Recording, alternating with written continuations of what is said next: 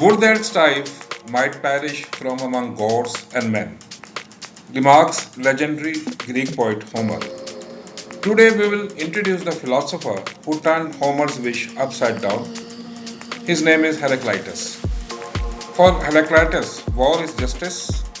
All things come into being and pass away through strife. If dialectic or conflict is a powerful theme in modern philosophy, the first Western philosopher to make dialectic the basis of his worldview was Heraclitus. He is also the father of pantheistic philosophy in the West. He was born in Greek city of Ephesus about 535 BCE. He had great contempt for both common citizens and eminent persons. He once remarked, "The Ephesians would do well to hang themselves, every grown man of them." And about Homer, he said that he should be turned out of the list and whipped.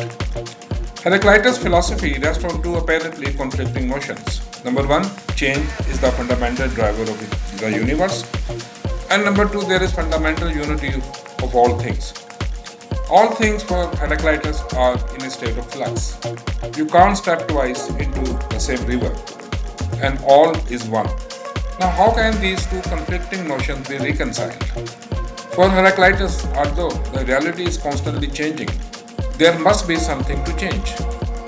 Heraclitus here introduces the notions of unity in diversity and difference in unity. For Frederick Copleston, these notions constitute Heraclitus' original contribution to philosophy. Conflict of opposite is seen by Heraclitus as the driver of all change. Conflict is essential to the being or existence of the one. The one only exists in tensions of the opposites.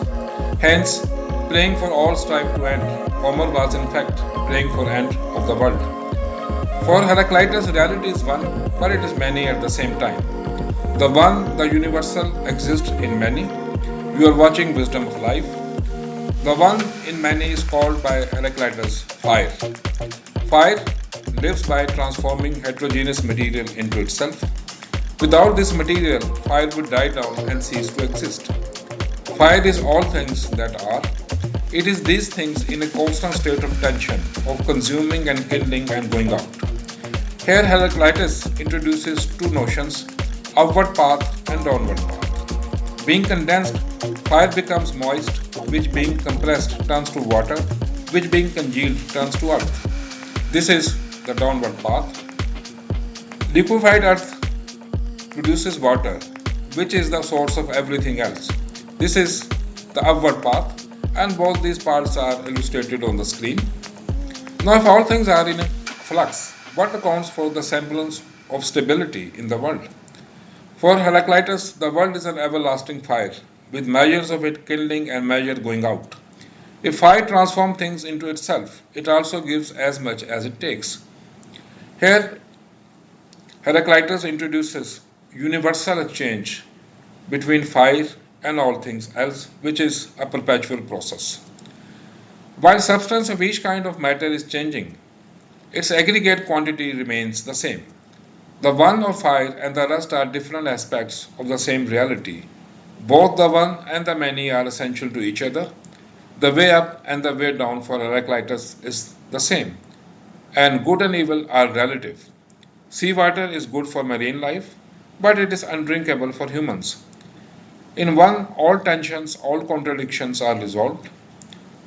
Heraclitus famously remarks, "To God, all things are fair and good and right, but men hold some things wrong and some right." For Copleston, this is the inevitable conclusion of pantheism, the view that everything is justified.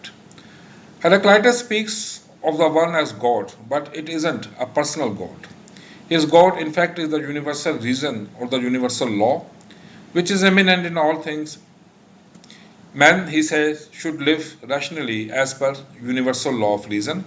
It's from Heraclitus that the Stoics borrowed their concept of a universal law of nature. I trust you like this video. Please like, share and subscribe to my channel Wisdom of Life. Thanks for watching.